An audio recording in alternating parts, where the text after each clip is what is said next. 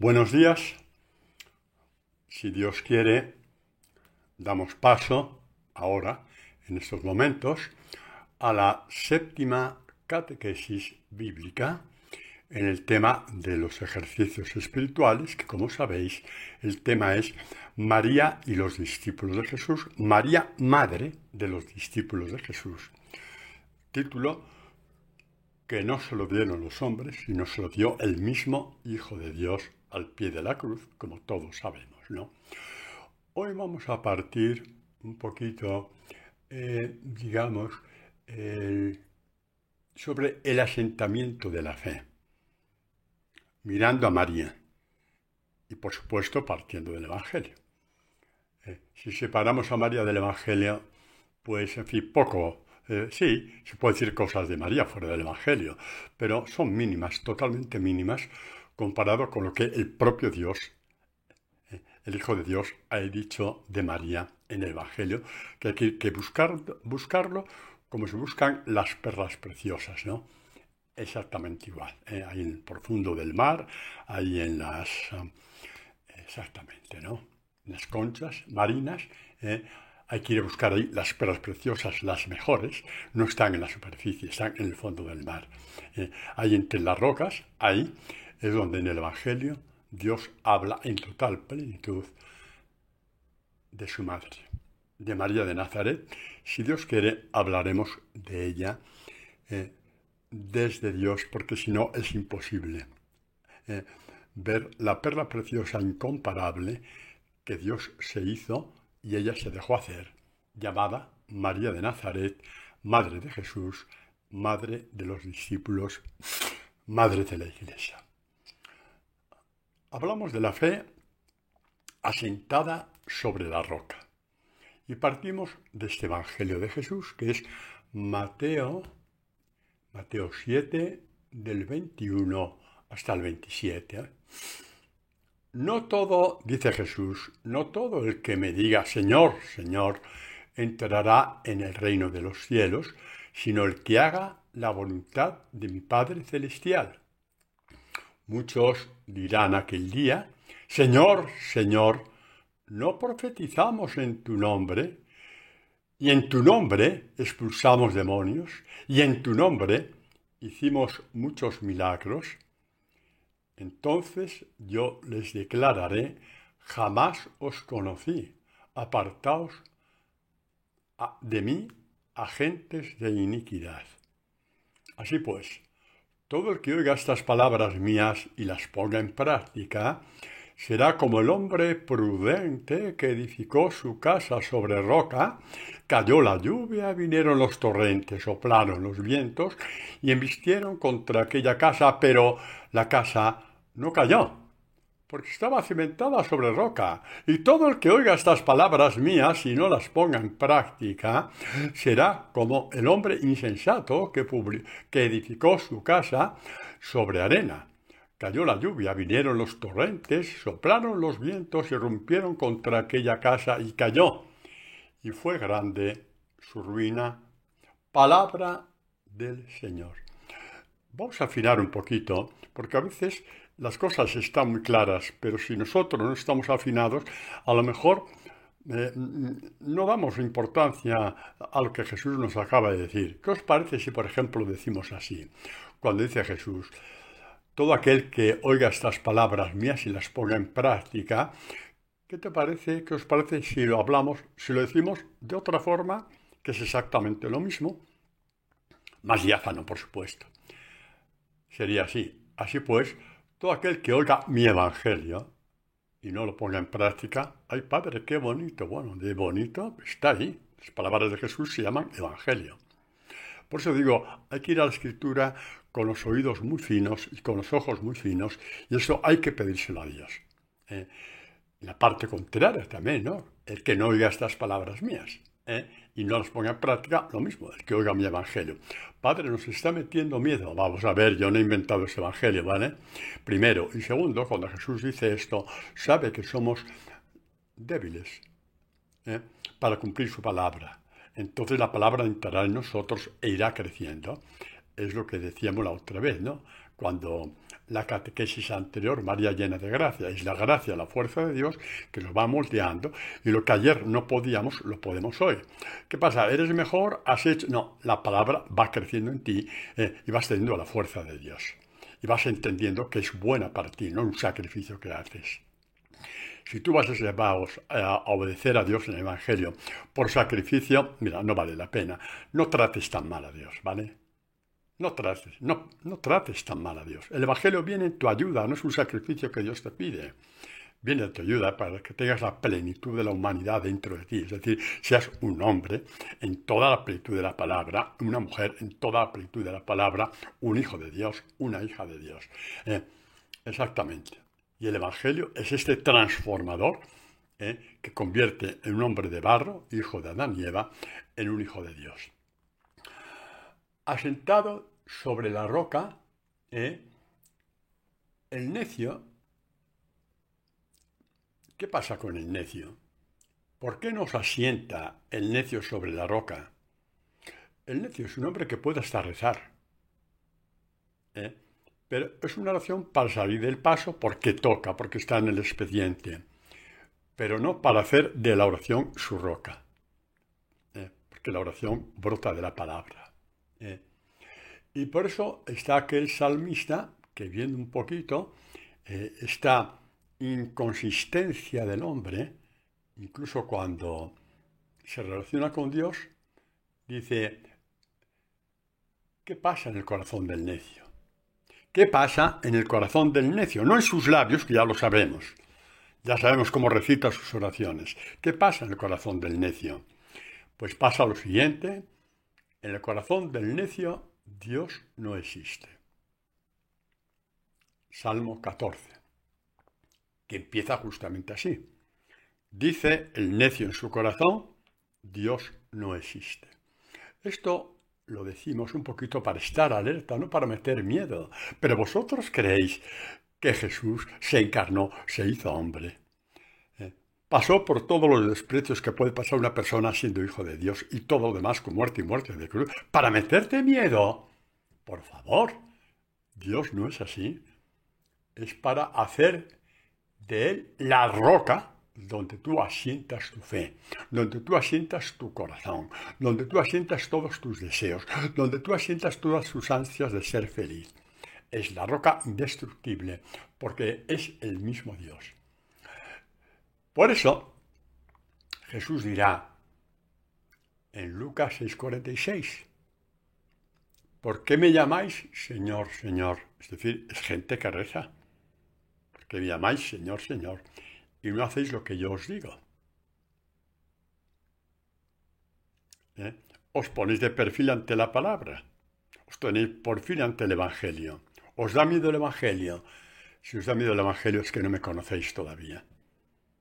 Me decís Señor, Señor, pero yo no soy vuestro Señor porque no me conocéis. Yo soy Señor de mis hijos. Dirá Dios Padre, ¿no? Que pone esas palabras, como bien sabéis, en el corazón de su Hijo y su Hijo nos la da a nosotros. El problema del necio, y no voy a insistir mucho ya en ese punto, pero sí de su problema.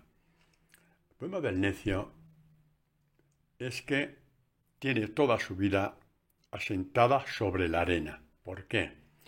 Porque su corazón está vacío. En su corazón no está Dios. Hay un texto de Isaías, creo que es el capítulo 45, buscadlo por ahí, porque si me pongo a buscarlo, pues se nos va la mitad de la catequesis, y además así cogéis el hábito de buscar palabras en la Escritura, en que dice que cuando Dios creó el mundo, etcétera, tal, no lo creó vacío, lo creó habitable. Si esto Dios lo dijo con respecto a la creación, la creó habitable, a la creación, montes, montañas, mares, selvas, habitable. Y luego creó al hombre. Mucho más habitable creó al hombre. Lo creó para ser habitado por Dios. ¿Y aún le tenemos miedo? ¿Aún tienes miedo al Evangelio? El Evangelio es lo más parecido a lo mejor, qué sé yo, a una cascada enorme de agua. Yo no entiendo de esas cosas de física, de medir, pero pongamos millones de kilómetros cúbicos de agua, si es que se puede hablar así. Y tú lo ves venir y te asustas, hasta que das cuenta de que ese manantial es el mismo Dios, que viene a engrandecerte, a ennoblecerte. Ay, la palabra de Dios es nuestra vida. El necio nunca se dará cuenta. Y Dios se encarnó para que nos diéramos cuenta, pasito a pasito. Iremos perdiendo el miedo, iremos perdiendo la vida, porque el Evangelio te dirá, esto te sobra, esto déjalo, perdónale que no sabe lo que hace. Y luego tú lo vas haciendo y te das cuenta que vas creciendo como hombre, vas creciendo como mujer, tú mismo te das cuenta. Cuando tú ya experimentas que puedes, por medio del Evangelio, como os he dicho otras veces, como si fuera una excavadora, arrancando de ti las malas hierbas, te das cuenta de que el Evangelio es el gran don de Dios, tan grande que para dárnoslo, Dios lo pagó con la sangre de su Hijo para darnos el Evangelio. La túnica divina, la túnica divina. Sí, la túnica divina. El necio no piensa en esto. Hay que cumplir, cumplimos. Hay que hacer, hacemos. Hay que hacer lo otro, lo hacemos. Yo nunca juzgaré esto, porque creo que se salvarán, porque a lo mejor actuaron de buena fe, yo no sé quién para decir, pero es tanto lo que perdemos. El necio vive en la mentira, y lo peor es que no sabe que vive en la mentira. Es decir, está acostumbrado a actuar de tal forma, en que cree que eso es lo seguro, porque está muy tranquilo, porque sus cosas no se las toca a nadie, ni siquiera a Dios, que canoniza la mentira y se cree sus propias mentiras. Por ejemplo, vamos a la lectura de antes, con la cual hemos empezado. Dijo Jesús, no todo el que me diga Señor, Señor, entrará en el reino de los cielos, sino el que haga la voluntad de mi Padre Celestial, es decir, el que lleve mi palabra a su corazón y se deje construir y haga de ella su roca. Muy bien. Muchos me dirán aquel día es el día de su encuentro con Dios, el día de la muerte. No tengáis miedo, pero hay que hablar como hay que hablar. No, un discípulo no tiene miedo a la muerte, en absoluto. Se abraza a ella porque sabe con quién está viviendo desde hace años. Sí, alegraos, que esta es una buena noticia. Pero bueno, muchos me dirán aquel día, Señor, no profetizamos en tu nombre expulsamos demonios, en tu nombre hicimos milagros. Sí. Que el demonio también hace milagros y te engaña hasta ahí, sí, hombre, sí. Y hasta tal punto, esto es verdad, que Jesucristo le dirá, ¿que habéis profetizado en mi nombre? ¿Que habéis predicado en mi nombre? ¿Que habéis hecho milagros en mi nombre? Yo solamente en vosotros veo agentes de iniquidad, porque nunca hicisteis vuestro corazón habitable para Dios. Padre, esto que usted dice es muy duro. Lo sé, es duro para mí también. Pero creedme, si esto lo dijera yo por mí mismo, no lo diría. Primero, por lo que me toca a mí. Y segundo, porque creo que sería algo brutal mentiros con la palabra de Dios y poner zozobra en vuestro corazón, diciendo mentiras desde la palabra de Dios. Padre, es que eso es fanatismo. Tranquilo, Tranquilo, cuando tú veas que las cosas van cambiando en ti, sin neurosis, sin dar lecciones a nadie, sin gritar a nadie, vives esta historia de amor en silencio con tu Dios, te darás cuenta que eso no es fanatismo. Te darás cuenta. Pero bueno, eso ya, si Dios quiere, lo hablaremos en otra ocasión. Estos hombres, lo digo porque esto está puesto en el Evangelio, porque nos puede pasar a todos. Jesucristo quiere que esto salga en el Evangelio, porque nos puede pasar a cualquiera. Y posiblemente ha pasado de generación en generación a los falsos discípulos de Jesús. No juzgo a nadie, no tengo autoridad para señalar ni siquiera a uno. En 2000 años de historia de la Iglesia, con tantas cosas que han acontecido, yo no tengo ni derecho ni autoridad para señalar con el dedo, este es un falso discípulo de Jesús. Porque lo que Jesús quiere es que yo me señale a mí mismo, a ver si yo que tanto predico, yo soy un falso discípulo suyo. Por lo tanto, escuchad la predicación no como acusación, porque no estoy acusando a nadie, sino como liberación. Pero mirad lo que dice Jesús a estos. ¿Por qué los llamó agentes de iniquidad? Que encima se enorgullecen de hablar en nombre de Dios. ¿Qué significa en nombre de Dios? De parte de Dios. En nombre de Dios significa de parte de Dios. Es decir, Dios mismo actuando en ellos cuando hablan. Pues, ¿qué os parece este texto? Dice Jesús a los fariseos, al pueblo de Israel, porque eran todos iguales, unos en mayor grado y otros en menos grado. No hablaremos ya más de los discípulos, lo caraduras que fueron hasta el final. Por lo tanto, ya ha dicho todo. Tanto los de arriba como los de abajo. El corazón iba a su aire, y su cumplimiento que Dios pensaban que era bastante. ¿Por qué digo esto? Porque el demonio es el arte de la mentira y nos miente hasta ese punto. Como a estos hombres. Quizá con más fuerza a los que dirigían al pueblo, como eran los fariseos, escribas, etc. Sí, quizás sí. Bueno, dice Jesús a todos, pero sobre todo a los dirigentes.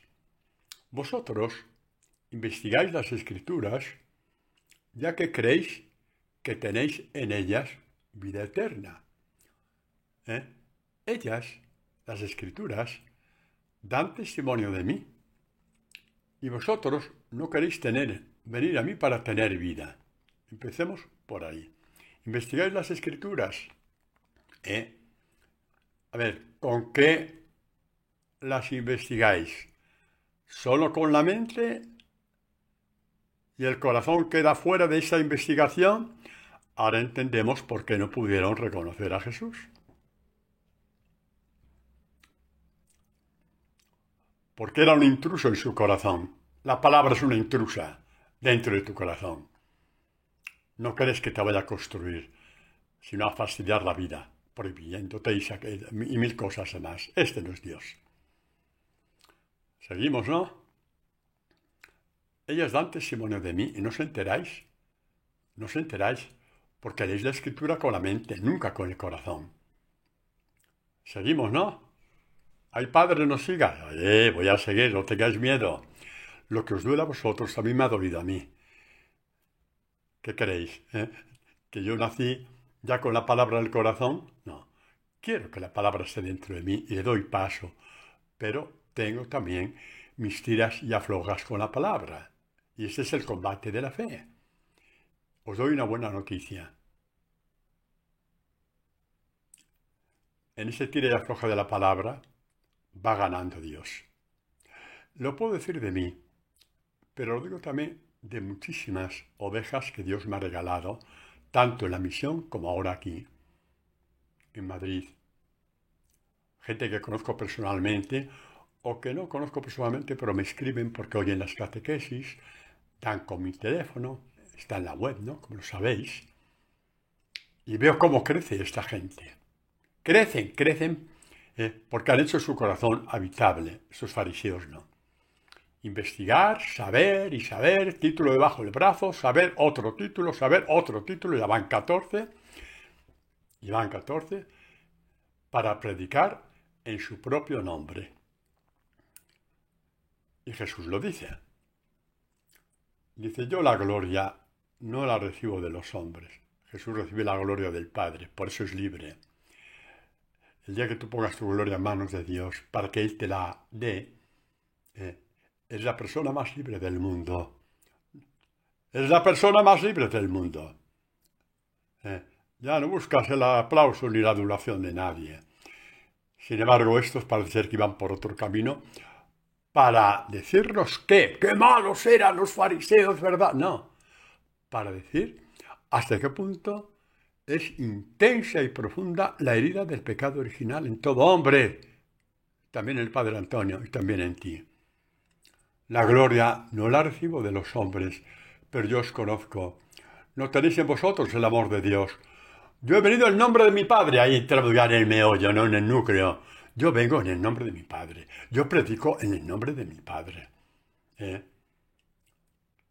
Y no me recibís, porque son predicaciones que van directas al corazón.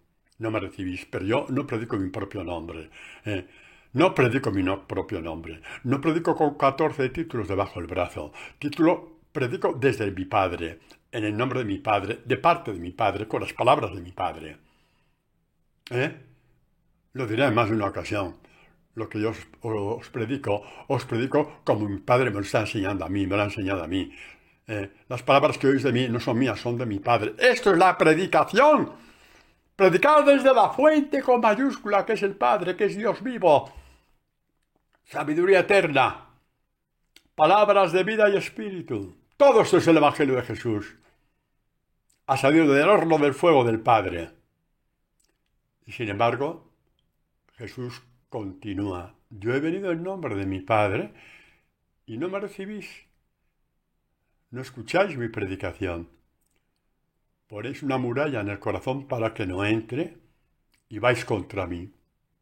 Exactamente. Y entonces le dice, si otro viene en su propio nombre, a ese sí le recibiréis. En su propio nombre, no en el nombre de Dios, con la fama que le precede, porque es un no sé qué, porque es un no sé cuánto, porque es no sé... Ya sabéis lo que digo, ¿no?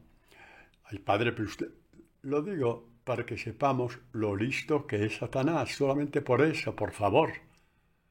¿Queréis que me guste a mí meter el dedo en el ojo de nadie? Bastante tengo yo con mis soberbias para meterme en la soberbia de los demás, ¿no os parece?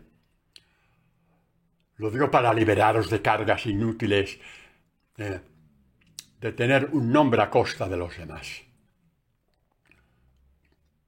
Porque esto impide la fe. Por eso dice, yo he venido en nombre de mi Padre y no me recibís. Si otro viene en su propio nombre, a ese sí le recibiréis.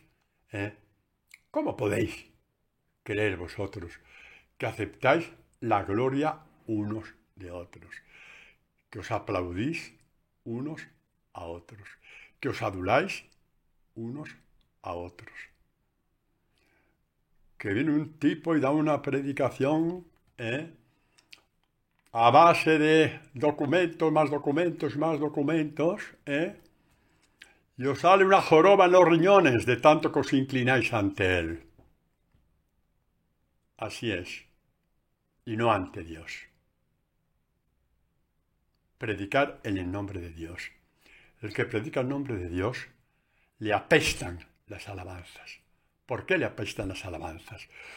Porque sabe que como se aficiona a las alabanzas, Dios dejará de darle sabiduría para seguir predicando. Le dirá, vete a tus libros y predica, porque buscas alabanzas y adulaciones. ¿Qué tiene que ver esto con la Virgen María? Ay, María en nombre de Dios se identificó con la roca que Jesús plantó al pie del Calvario, ahí donde no hay ninguna posibilidad de gloria humana, de ser salvado por el nombre de nadie. María se asentó en Dios. Se asentó en Dios desde que dijo, hágase en mí según tu palabra. María no era ninguna tonta. no era ninguna tonta. Como buena israelita, sabía que si Dios intervenía en su vida, la cosa se iba a torcer y muchísimo. Porque si se torció la vida de los profetas, que es una pálida imagen, por así decirlo, de María, si se torció porque a todos les pusieron entre la espada y la pared, María no fue ninguna tonta para saber que se iba a torcer la vida y mucho. Pues ya se apoyó en el nombre del Señor desde que dijo, hágase en mí según su palabra. En su nombre aquí estoy. No por lo buena que soy. En su nombre aquí estoy. No por lo guapa que soy. En su nombre aquí estoy. Decimos muchos piropos a la Virgen y no me parece mal. Pero decir que María fue la que dijo en su nombre aquí estoy, y que ese aquí estoy le llevó a plantarse en la roca del Calvario. Ya os dije que lo que Dios habla de la Virgen María es infinitamente mayor de lo que los hombres podamos decirle, que tampoco está mal. Pero lo que dice Dios es un salto de calidad infinita, y de eso estamos hablando en esta catequesis de hoy. María asentó sus pies sobre la roca, y por eso estuvo al pie de la cruz. Por eso fue madre de la Iglesia. Por eso es madre del discipulado. María, la que alcanzó la plenitud en lo que os dije antes de Isaías, hizo al mundo habitable. María hizo Dios hizo las entrañas de María habitables, espiritualmente y físicamente. Espiritualmente, como dijo San Agustín, se abrió totalmente a la palabra, a la voluntad de Dios, a la misión que Dios le confió. Y físicamente, porque la encarnación de Dios fue en sus entrañas. Pero como dice San Agustín, primero fue habitable espiritualmente para que pudiera ser habitable físicamente. No lo dice el padre Antonio Pavía.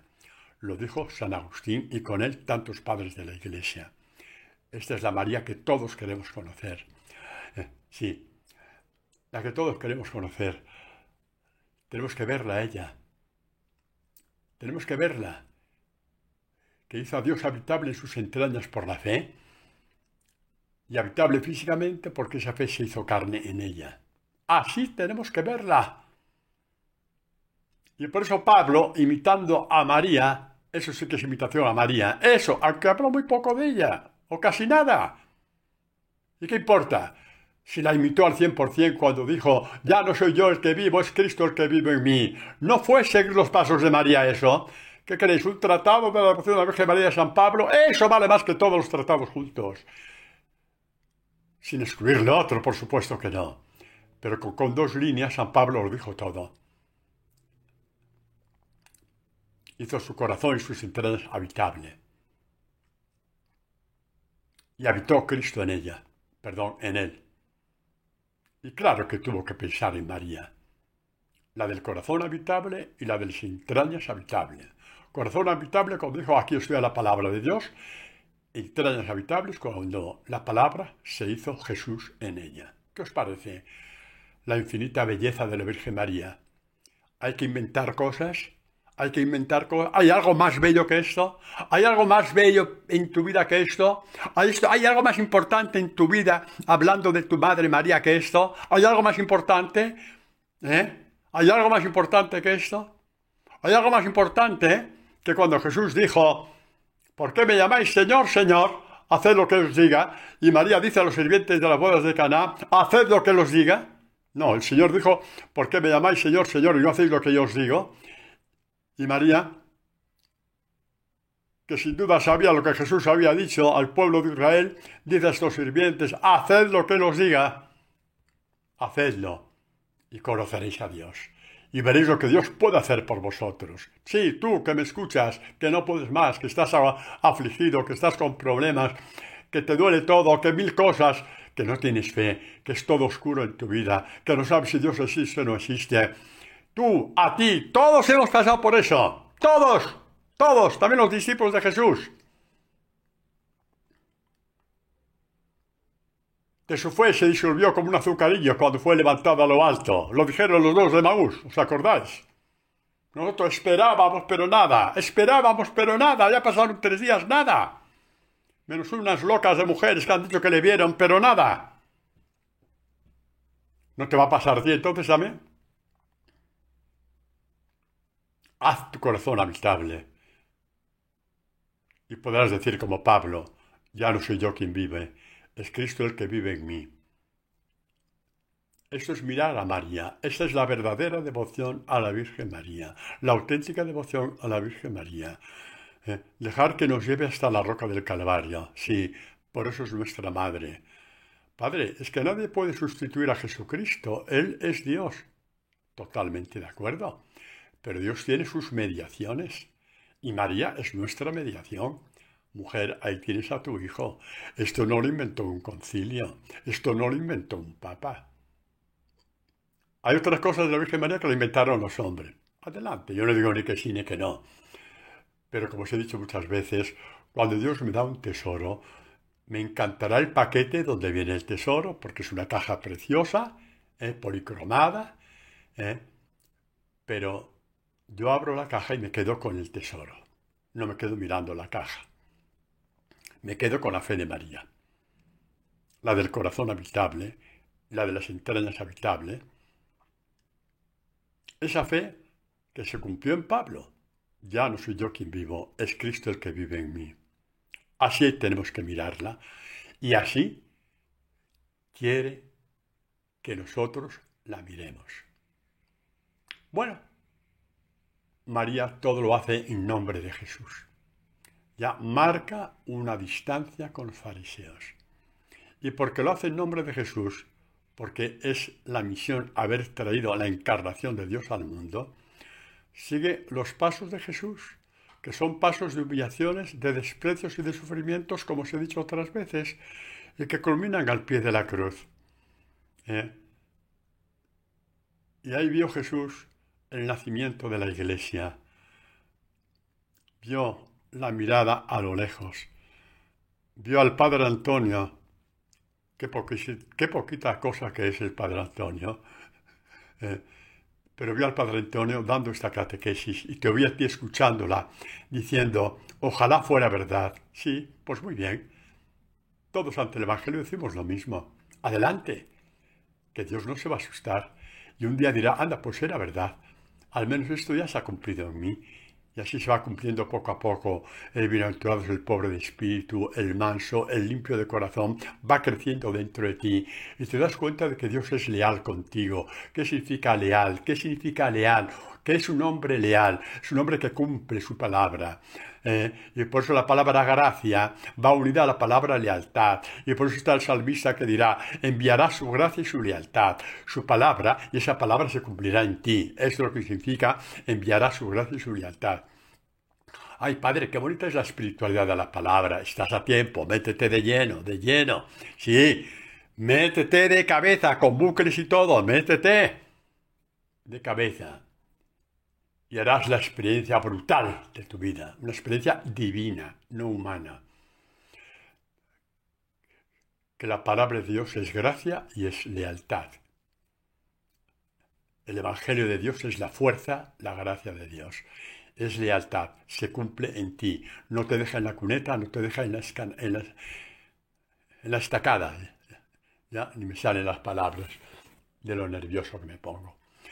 Hablar en nombre de Dios significa jugar todas las cartas para perder la vida por Dios. Ay, padre, pues eso sí que es gordo. Pues claro, ¿por qué creéis que los fariseos no querían hablar en su propio nombre y no en el nombre de Dios? Porque sabían que todas las cartas de la baraja se le iban de la mano. Y por eso rechazaron el Evangelio una y otra vez. ¿Qué creéis? ¿Que era por ignorancia? ¿Qué va? Sabía muy bien, o al menos en parte sabían que las cosas iban por ahí, pero no estuvieron por la labor de perder la vida por el Evangelio del Mesías, a pesar de que hacía signos de que realmente era el Mesías. ¿Qué decían los rabinos de Israel, generación tras generación? Que el Mesías sería reconocido por los signos mesiánicos, por ejemplo, que iba a repetir las maravillas del Éxodo. Y en eso Dios envió el maná sobre su pueblo para que pudiera llegar a la tierra prometida. Y el signo de Jesús a este respecto, ¿cuál fue? Cuando cogió 5 panes, los multiplicó y dio comer a una multitud. ¿De qué forma los dio? De una forma bellísima. Jesús los partió y lo dio a los discípulos, y los discípulos los partieron a la gente, 5.000 personas. La catequesis es infinitamente bella. No, no es bella. Es Dios que parte la palabra a sus discípulos, a sus apóstoles. Los apóstoles comen de esa palabra partida y a su vez la parten al pueblo. Esa es la espiritualidad esencial de la Iglesia. Es esta. Y esto hace que vivamos la espiritualidad de la Eucaristía, donde Dios se parte por ti, donde Jesús se parte por ti.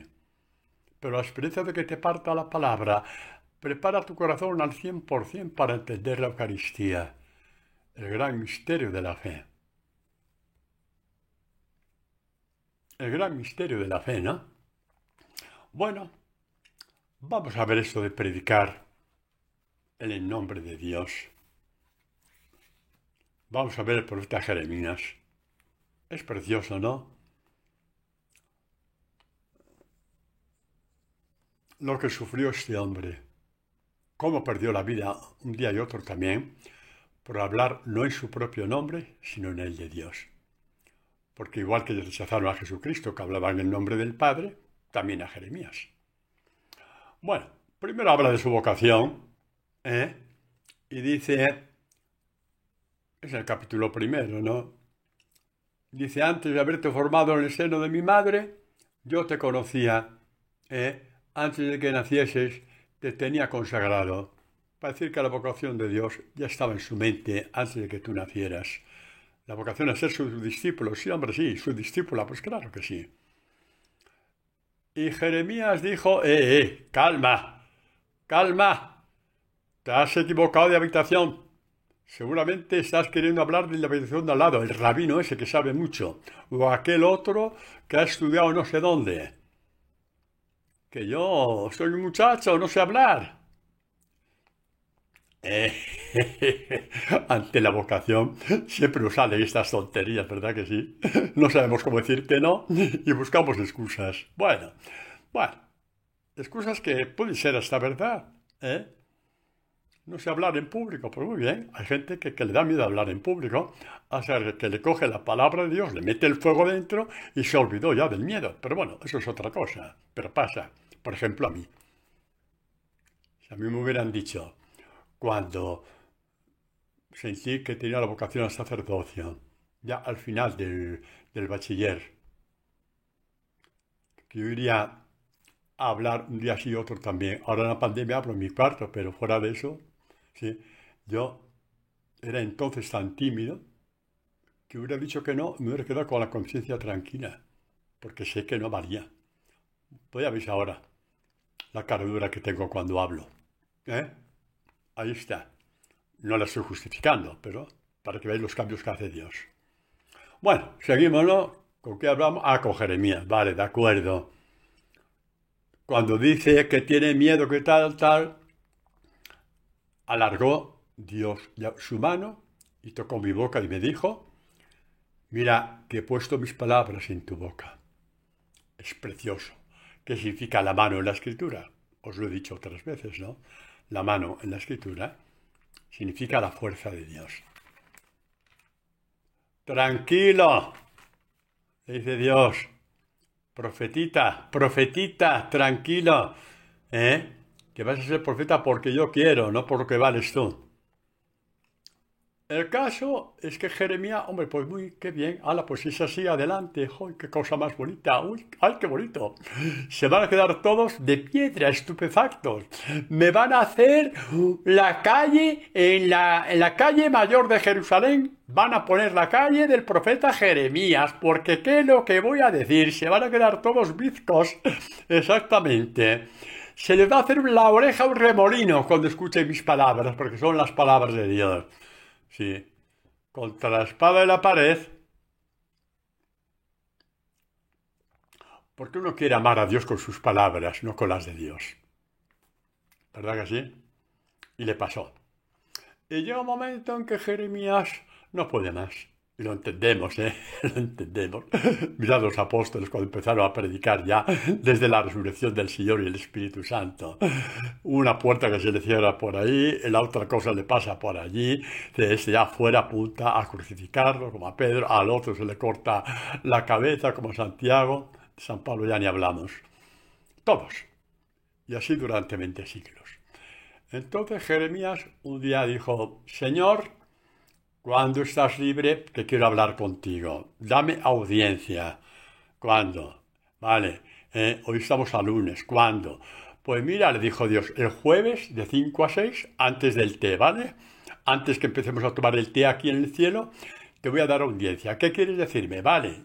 Y Jeremías esperó y le dijo, Jeremías 20, del 7 en adelante, me has seducido, Señor, y yo me dejé seducir. ¡Ay, qué bien empieza! ¡Ay, qué amoroso, Jeremías! Que no, que está protestando, hombre. Me has seducido. Me dijiste, pondré mis palabras en tu boca, pero no me dijiste que por esas palabras iba a estar contra la espada de la pared. Me has seducido, me dejé seducir, me has agarrado y me has podido. Y porque hablo las palabras que tú has puesto en mi boca, porque hablo en tu nombre, no son mis palabras, sino son las tuyas, he sido la visión cotidiana. Todos me remedaban. Cada vez que hablo es para clamar atropello, para decir expolio, ¿sí? Para decir, oye, que Jerusalén va a ir al destierro porque no distinguís la mano derecha de la izquierda, porque rezáis al Señor con palabras, no con el corazón, estáis lejísimos. Esto no le gustaba a nadie. Es que esto no le gusta a nadie. Sobre todo si no se quiere convertir. Uno que quiere convertirse sí le gusta, el que no quiere convertirse no le gusta. Por tanto, lo entendemos. El caso es que le dijo a Dios. Me encanta Jeremías peleando con Dios. Creo que os lo he dicho otras veces, pero por si hay gente que no lo ha oído nunca, por si hay gente nueva en las catequesis, mira, Dios, Jesús, que es Dios. Entre uno que dice, Señor, lo que tú quieras, Señor, lo que tú quieras, Señor, lo que tú quieras, y a la media hora le pisan el callo, porque ha oído que han hablado mal de él, y saca fuego por los oídos, por los ojos, por la boca, hasta que encuentra al infractor, y le da ración doble. La pregunta es, ¿dónde está lo que tú quieras? En la boca, no estaba en el corazón. Padre, usted acierta mucho, ¿no? Acierto, ¿sabéis por qué? De tanto acertar en mí. ¿Vale? Entre estos, que mienten incluso cuando prometen a Dios. O mentimos. O mentíamos. Y Jeremías, que se pelea con él, porque se ha encontrado con algo que no esperaba, que esta palabra que iba a poner en su boca le iba a hacer un maldito ante todo el pueblo, objeto de insultos y de todo, un cacharro inservible, como dicen los salmos, prefiere a Jeremías. Porque con nosotros, ni siquiera se puede hablar. Lo tienen todo tan atado, tan bien atado, que no le dejan a Dios a hablar. Lo que tú quieras, Señor, lo que tú quieras. Pero luego no le dejan decir a Dios qué es lo que quiere. Que era a lo mejor pasar por aquella humillación con la cual tú se ha revuelto. Podemos engañar a todos menos a Dios. Bueno, volvemos con Jeremías, no, es majete Jeremías, a mí me encanta ese profeta, me encanta su honestidad. Total, que dijo todo eso. Así que, como tu palabra, esa que tú me regalaste, que yo me quedé tan contento, para mí no ha sido más que oprobio, y burla, un día sí y otro también, cotidiana, cada día, me planté y dije, basta, no volveré a recordarlo, no hablaré más en su nombre. Este es el sello de la persecución. hablar en el nombre de Dios. Palabras de conversión. Palabras que te denuncian la vanidad del corazón. ¿Quién se ha creído ese? ¿Quién se ha creído que es ese? Pues ese es un pecador como tú, al cual Dios le iluminó y que con ese corazón no iba a ninguna parte. Bueno, total que Jeremías, no hablaré más en tu nombre. Cuando hablo en mi nombre, me hago amigo de todo el mundo, porque yo adulo para que me quiera la gente, para no ponerle en problemas. Hacemos un grupo mafioso, con perdón de la palabra, ¿no? Donde no nos molestamos y agasajamos y banqueteamos y nos damos medallas los unos a los otros. ¡Qué bien, qué maravilla, qué extraordinario! Pero hablar en el nombre de Dios es la burla de cada día. Un cacharro inservible, como dice el salmista.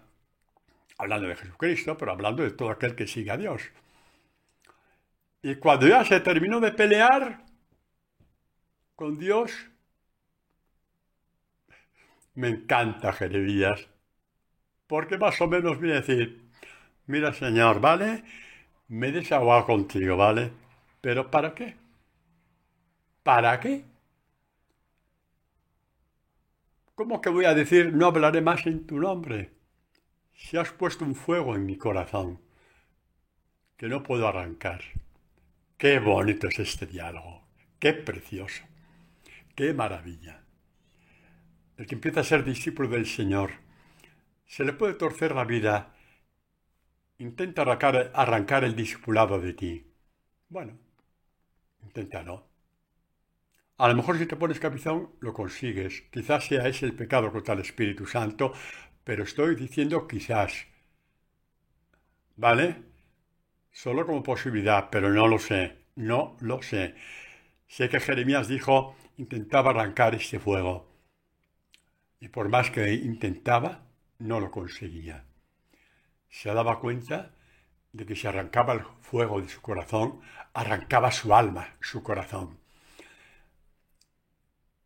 Ya no era más ante el mundo un producto de la naturaleza, que nace, crece y muere. Nada más. Igual que un peral o un ciruelo. Exactamente igual. Y Dios ganó la batalla. No por el miedo que le metió. Perdonad.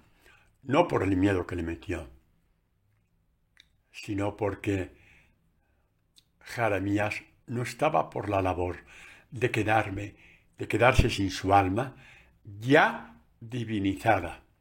Era el fuego de Dios dentro de ella. Y dijo, no, aquí me las den, pero a mí este fuego no me la arranca nadie. ¡Ay, padre, qué suerte tuvo Jeremías! Y qué cortito eres tú.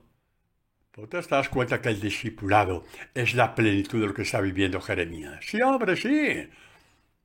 El discipulado, la llamada que tú tienes a ser discípulo del Señor, discípula de Jesús, es la plenitud del fuego de Jeremías. Es el fuego de su palabra, el fuego del Evangelio, el fuego de la Eucaristía, el fuego de su presencia, el fuego de su amor, el fuego interminable, el fuego inextinguible. Este es el fuego que te garantiza la vida eterna. El fuego de Dios. El maravilloso fuego de Dios.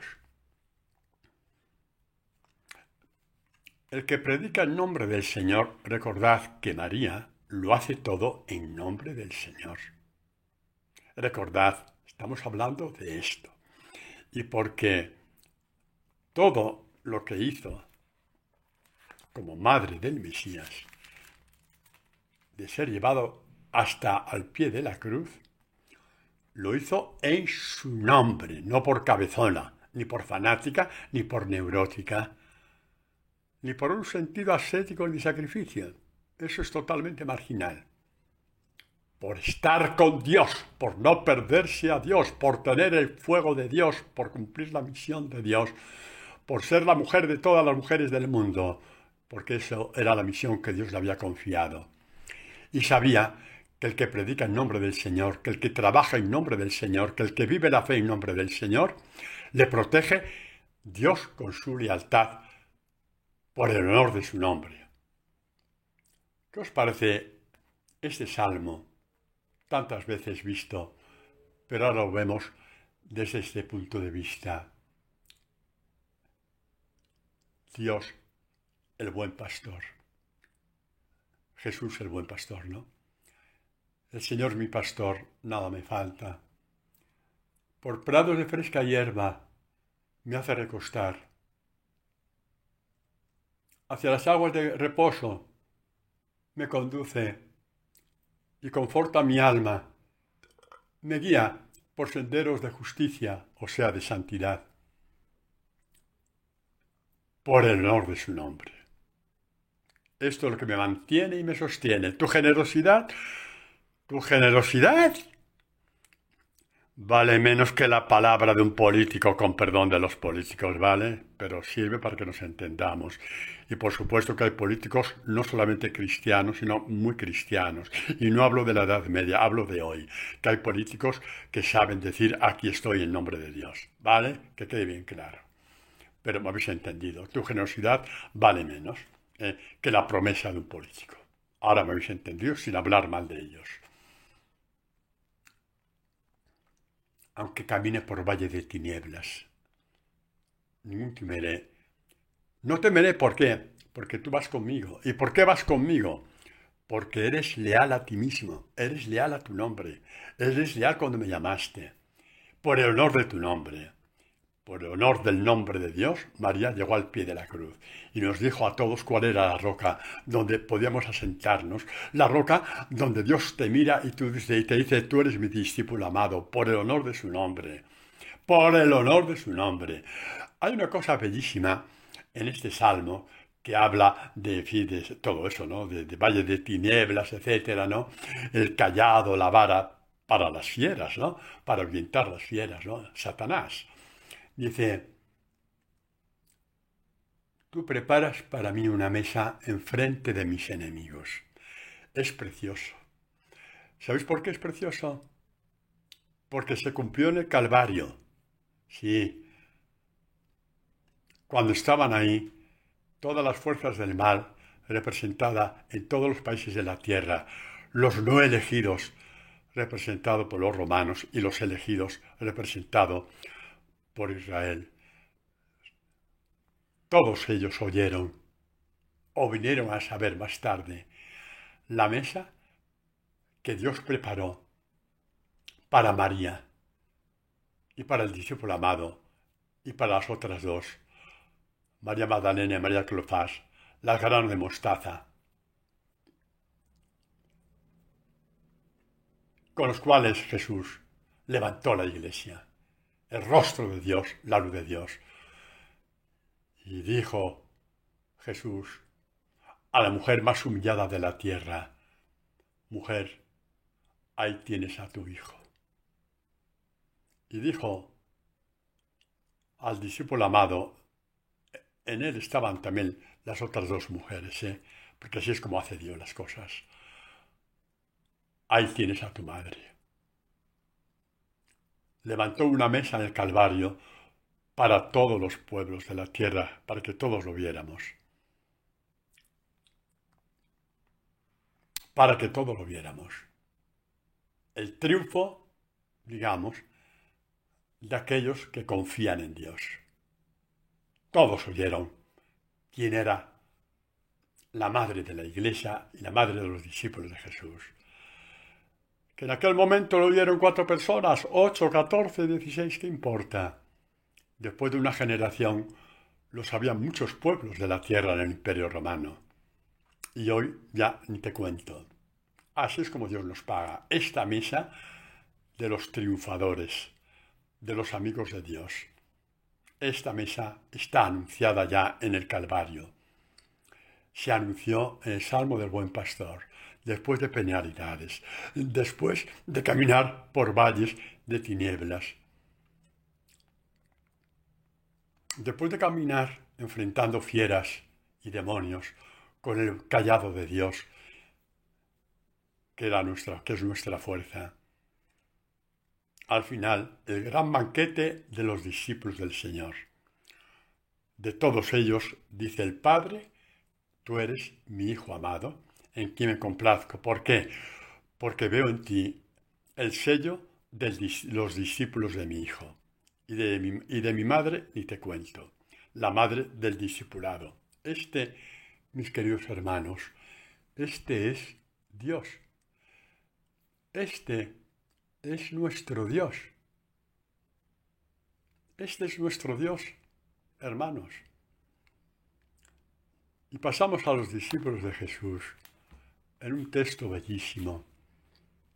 A veces yo insisto, según el ritmo de la catequesis, no porque me guste o no, pero sí insisto en